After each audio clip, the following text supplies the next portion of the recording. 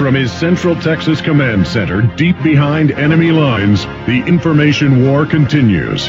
It's Alex Jones and the GCN Radio Network.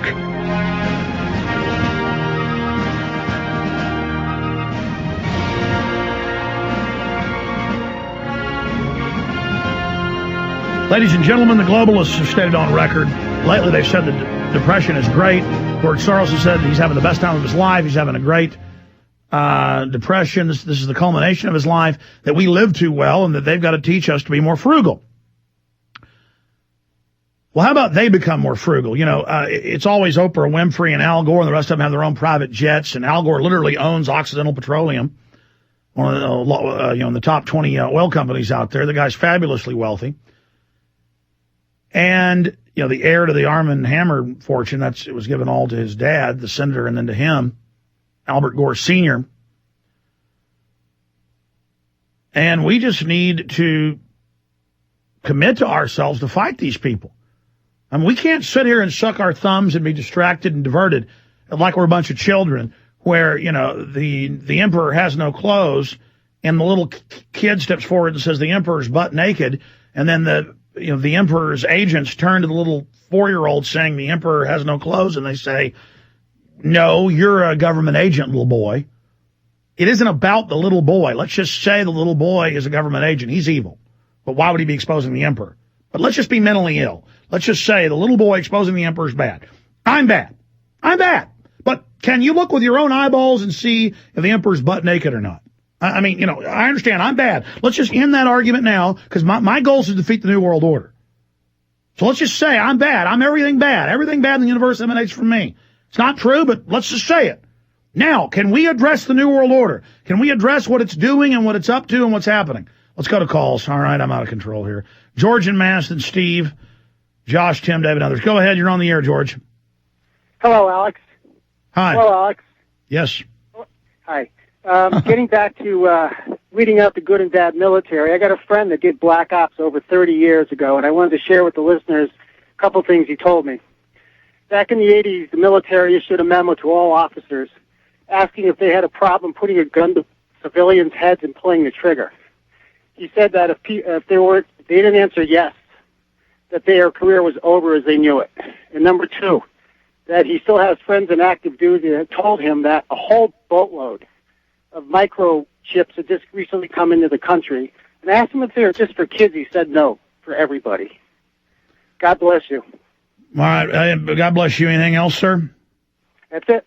No, I mean, this is on record. This is not a secret that special forces, especially the Delta Force, when they graduate or they've done the physical stuff, they've done the survival training, they've, gone through all these levels. They're then given Machiavelli's book, The Prince, which says the end justifies the means. So you got to do evil to protect good. You got to stage terror attacks to beat the bad guys, because you're still the good guys. And you've got to, do all these horrible things. It's kind of a play on what Churchill said about the truth must be guarded by a bodyguard of lies. But really, once you've played that little mind game, those are just evil people that are manipulating folks who would be somewhat good to start down the road to the dark side. That you're going to get this power and be evil and do these bad things for the greater good, because the enemy doesn't follow the rules. So we got to break all the rules too, so we're in an even playing field. You got that soldier, and they're already on such a power trip and so committed to this that they say, yes, they'll do it. But a lot of them say no. And, they start them out doing a lot of just regular missions. And then, by the time they've been, say, an Army officer, not even special forces, just an Army officer, they say, okay, we want to recruit you, Captain, into the Central Intelligence Agency. And we want you to do this with this agent and to work with organized crime, say in Chicago. This is a true story. And then the individual goes and they're dealing drugs in Chicago. In that case, they said they couldn't do it and left. And their career in intelligence was over. But, the government runs the major prostitution, folks. The ones they don't run, they bust. They run the cocaine. They run the heroin. They run the ecstasy. They run it all, except methamphetamine and marijuana, and that's why they wage war against those. And methamphetamine is bad for you because it'll burn you out, even if it's pharmaceutical grade. But the stuff people use on the street, because it's illegal, because it's made in back rooms with chemicals. Well, to be technical, I shouldn't digress. They control the sub-ingredients to methamphetamine. And so people can't get those, so they have to take, instead of 2 or 3 ingredients, they got to have 10, 15 ingredients. And these people, most of them, aren't chemists, or they don't have the proper tools. Even if they did, it was hard to do. They don't separate all the poison out. They don't separate all the chemicals out and get what they need. So you and methamphetamine, you're out of your minds. If you're using bathtub, basement methamphetamine, I mean, you are out of your minds. I mean, you use the pharmaceutical stuff, you end up like Elvis. You, or John F. Kennedy was on it as well. You use the street stuff, you're out of your mind. That stuff kills those people so fast their teeth falls out. They're basically zombies running around wanting more methamphetamine, because you might as well just drink Drano, folks. It is so bad. Just a public service announcement there, right there for you. But that's why they go after marijuana and methamphetamine so bad, because they don't control it. And so that's how they corrupt these people into their systems. And they pick up people for left-wing ideologies, and they work within left-wing systems to carry out the New World Order for when the left's in power. And then they infiltrate the right and try to take over those groups to control that. And the globalists are masters at getting good people to join them by believing a false narrative that they're given. Okay, let's go to Steve in Chicago. Then we'll go to Josh, Tim, Dave, and others. Go ahead. You're on the air, Steve. Well, first off, I want to talk about that sheriff there that evicted that woman. You have to know that he was the one that was involved in "I'll arrest you if you don't vote for Obama." He's a maniac. But that's not the reason. Hold on. Hold on, sir. Do you know that? Yeah, it's right on the. He's called Glenn Boyer. Wait a minute. White House black op. Hold on. You just reminded me. I believe the sheriff of Jefferson County is in those newscasts. I think you're right. In fact, guys, did you ever find the one about they'll arrest you in Missouri if you criticize Obama? You didn't find that? And we've played it many times. John, do you have it? Find it for me and then send it to the guys. They didn't have any luck. Okay, sir. Are you saying, Steve, you confirmed this? Yes, I did. It's been all over the press. You see, this is a White House black op. You know what I'm saying? This guy, he's having his strings pulled by Obama. And he said if you didn't vote, there'd be arrest and intimidation. And so this is what happens. No, I know a bunch of Missouri officials, including the sheriff that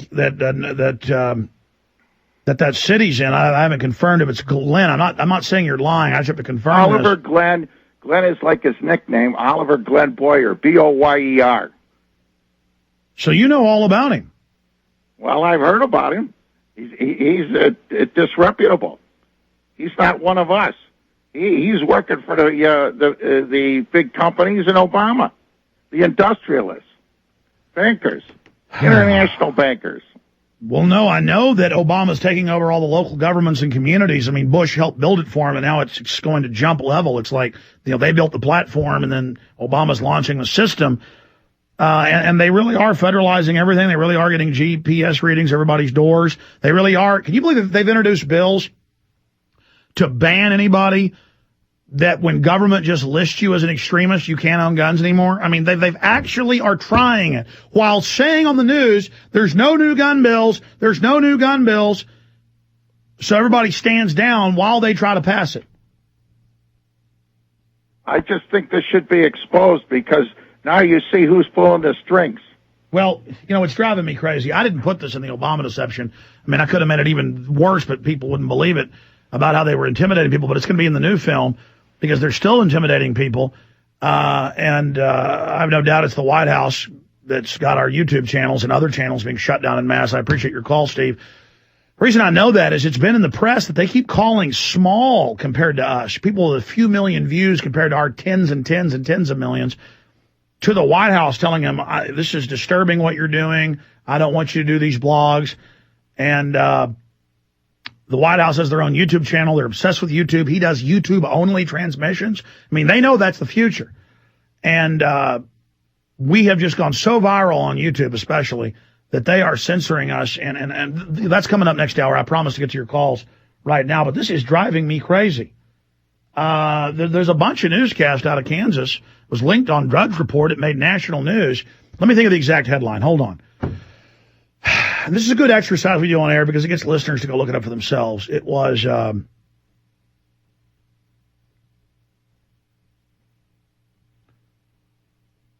man, it's driving me crazy. I can't remember the exact headline.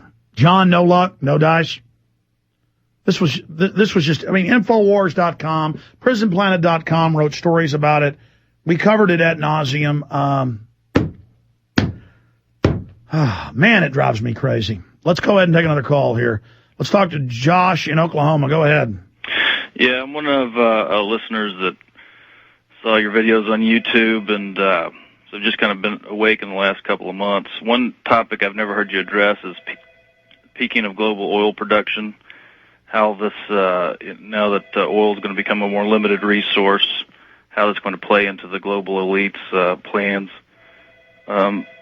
Anybody out there that's not familiar with it, I'd suggest you look up Matt Simmons on Google or go to lifeaftertheoilcrash.net for more information. I'm just interested in your opinion. Okay, well, I hate to disagree with you, but we have the facts. Peak oil is a fraud. There is more oil now they've discovered than ever before. But you're right in that they're creating artificial scarcity. And artificial scarcity, stay there, we'll come back to you. We did find it. Tell the truth about Obama in Missouri, go to jail, is the Kurt Nemo headline. And again, folks, when I get frustrated, it's because I burn with exposing these people. I know everything I'm saying is documented. I know it sounds insane. They got bills introduced to ban any guns they want. They got bills introduced where conservatives won't be able to own guns anymore. It's all happening.